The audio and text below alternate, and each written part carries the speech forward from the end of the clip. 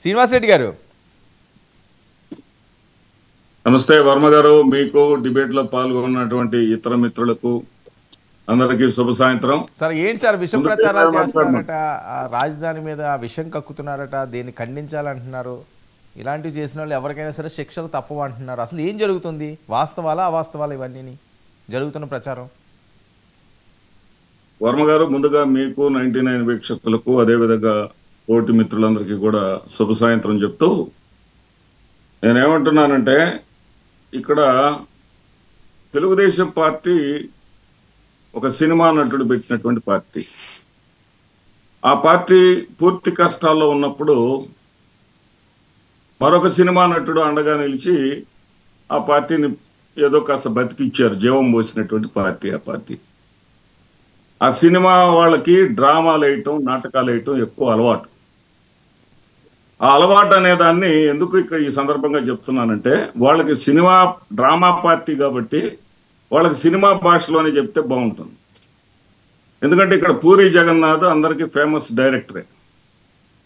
ఆ పూరి జగన్నాథ్ ఒక డైలాగ్ చెప్పాడు, ఆయన సినిమాలో ఒక డైలాగ్ చెప్పిస్తాడు, ఎదుటి వాళ్ళని మోసం చేయి తప్పు లేదు, కానీ నిన్ను నువ్వు మోసం చేసుకుంటే సంకనాగిపోతావు అంటాడు. ఆ సినిమా డైలాగ్ అది. ఇక్కడ ఎవరిని నేను వ్యక్తిగతంగా అనడల్లా. అదే జరుగుతుంది ఇప్పుడు కూటమి ప్రభుత్వంలో. అక్కడ అమరావతిలో ఏమి ముప్పు లేదు, అమరావతిలో ఏమి ఇబ్బంది లేదు. కమాన్, అక్కడ మీరు ప్రెస్ మీట్ పెట్టండి, ఐకాన్ టవర్ కన్స్ట్రక్షన్ దగ్గరే అఖిలపక్ష సమావేశం ఏర్పాటు చేయండి, అందరినీ పిలవండి అక్కడికి. వీళ్ళందరూ తప్పుడు ప్రచారం చేస్తున్నారని చెప్పండి. ఒక మాటతోటి పోద్ది కదండి ఈ గోలంతా ఎందుకు? సాక్షాత్తు అమరావతి నిర్మాణంలో పూర్తి ప్రాధాన్యత తీసుకున్నటువంటి మంత్రి నారాయణ గారే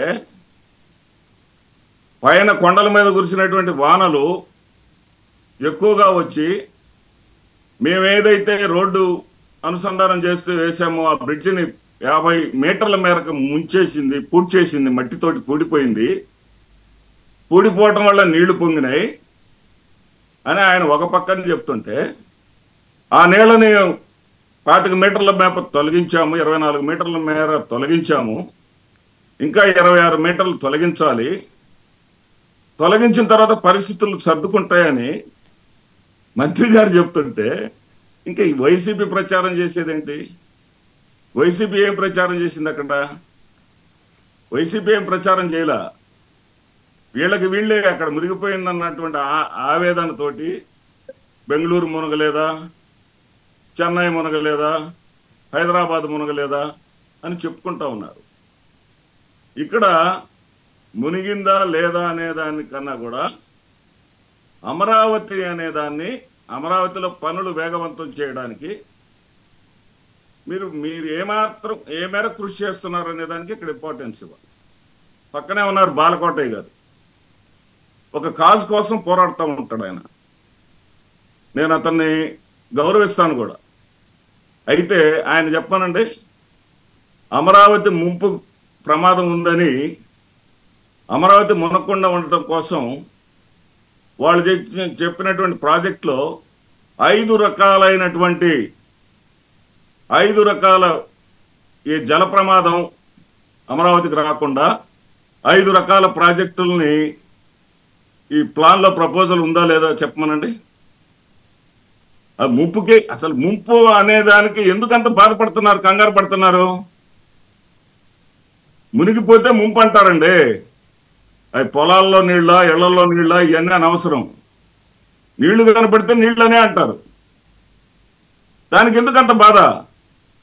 ఆ ప్రాజెక్టులు ఏదో త్వరగా కట్టండి, తొందరగా ఇన్వెస్ట్ చేయండి, ఓకే, త్వరగా పనులు చేయండి, ఓకే, అక్కడ ప్రజల సౌకర్యాలను మెరుగుపరచండి, ప్రతిపక్షంగా మేము కూడా సంతోషిస్తాం. ఓకే శ్రీనివాస్ రెడ్డి గారు, సరే ఈ అంశం ఇలా ఉంటే ఏం చేస్తున్నారన్నది ఓకే తెలుస్తుంది. వరదలు అన్నది కామను, సరే అది రాకుండా చేయాల్సింది. ఇప్పుడే కన్స్ట్రక్ట్ చేస్తున్నారు కాబట్టి ఫ్యూచర్లో ఇబ్బంది లేకుండా చేయడం అన్నది అది కరెక్ట్. అది దాన్ని విమర్శగా తీసుకోవాల్సిన అవసరం లేదు, అది పాజిటివ్గానే తీసుకోవాల్సిన అవసరం లేదు. ప్రభుత్వం ఆ రకంగా అడుగులేదామని చూద్దాం. ఇప్పుడు ఏంటి బీటెక్ రావు గారు ఏంటి సవాల్ విసురుతున్నాడు, బయట వినండి ఒకసారి. నేను విన్నానండి ఆల్రెడీ. నేను ఆల్రెడీ విన్నాను. సరే, నేను ఇప్పుడు మీరు చెప్పినట్లే మేము మా భార్యతో మేము రాజీనామా చేయిస్తాం. తర్వాత మీరు కూడా మిమ్మల్ని కూడా ఒకటే సవాల్ అడుగుతున్నా నేను. ఏదైతే పులివెందుల ప్రజలు నిన్ను ఎమ్మెల్యేగా గెలిపిస్తే ఇంతవరకు అసెంబ్లీకి రాలే, పులివెందుల సమస్యలు పట్టించుకోలే, ఏమీ పట్టించుకోలే. అట్టప్పుడు నీకు ఎమ్మెల్యే పదవి కూడా నువ్వు అనర్హత. ఆ ఎమ్మెల్యే పదవి కూడా నువ్వు అర్హుడు కాదు. నీకు నిజంగా ఇప్పుడు నిన్న పులివెందుల జరిగిన ఎలక్షన్ ప్రజాస్వామ్యబద్ధంగా జరగలేదు అని నువ్వు నిజంగా ఫీల్ అయ్యి ఏదన్నా ఉంటే మీరు కూడా ఖచ్చితంగా రాజీనామా చేసి రండి. 2 ఎలక్షన్స్ తర్వాత కేంద్ర బలగాలతో జరిపిస్తాం. ఎలాంటి ప్రజాస్వామ్యబద్ధంగా సెంట్రల్ ఫోర్స్ పెట్టి మీరు అడిగిన విధంగా సెంట్రల్ ఫోర్స్ పెట్టి జరిగిద్దాం. అప్పుడు పులివెందుల ఎమ్మెల్యేకి బై ఎలక్షను, పులివెందుల మండల జెడ్పీటీసీకి కూడా బై ఎలక్షన్ వస్తుంది. అప్పుడు చేతన అయితే చూసుకుందాం. అప్పుడు నీ కథ ఏందో మా కథ ఏందో రాష్ట్ర ప్రజలకు కూడా తెలుస్తుంది. దమ్ముంటే నా ఈ సవాలు. ఉట్టికెక్కలేనమ్మ స్వర్గానికి ఎక్కినట్లు సామెత ఉందండి మనకి. ఈయన మొన్న జరిగినటువంటి ఎన్నికల్లో రాష్ట్రం మొత్తం కూడా 11 స్థానాలకు తగ్గిపోయినప్పటికీ కూడా అదే జగన్మోహన్ రెడ్డి గారి చేతుల్లో ఈయన 64,470 ఓట్ల తేడాతో ఓడిపోయాడు. 64,470 ఓట్ల తేడాతో ఈయన ఓడిపోయాడు.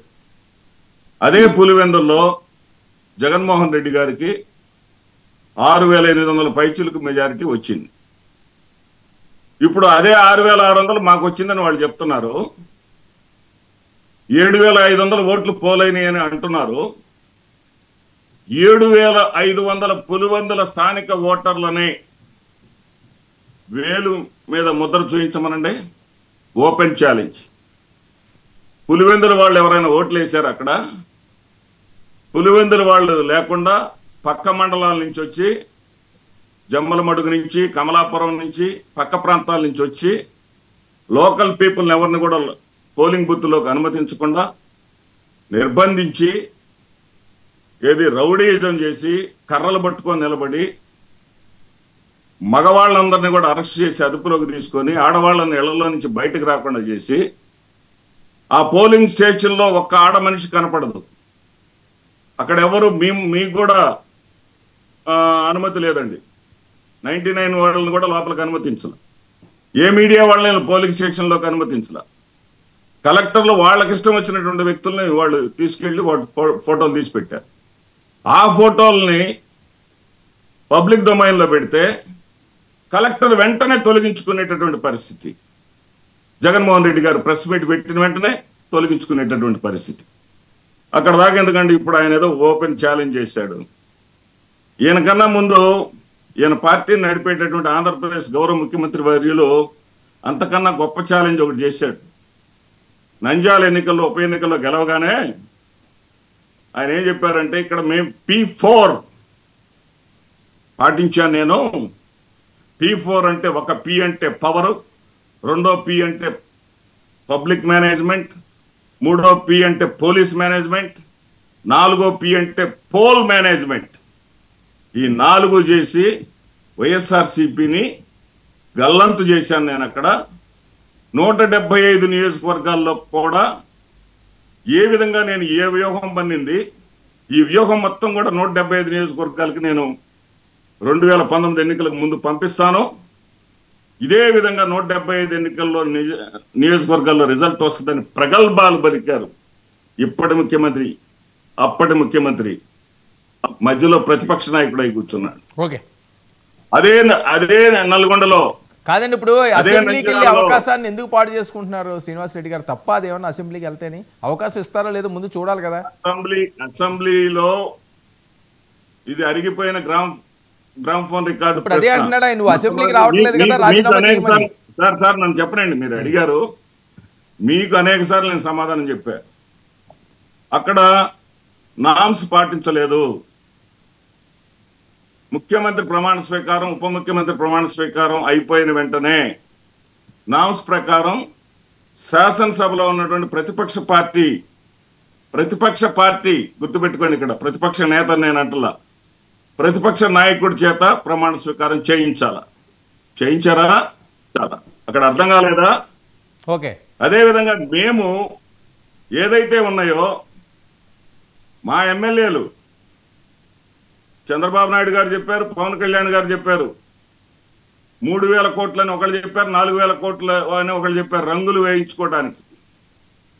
దానికి మా ఎమ్మెల్యే ఒక లిఖితపూర్వక ప్రశ్న వేస్తే ఉప ముఖ్యమంత్రి గారి సమాధానం చెప్పింది ఏంటంటే 101 కోట్లని.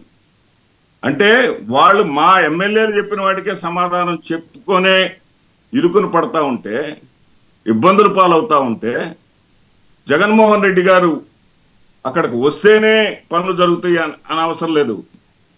మిగిలిన 10 మంది ఎమ్మెల్యేలు లిఖితపూర్వకంగా అడిగిన ప్రశ్నలు కూడా సమాధానం చెప్పలేని స్థితిలో ఓకే ఈ రోజున కూటమి ప్రభుత్వం ఉన్నది. ఓకే.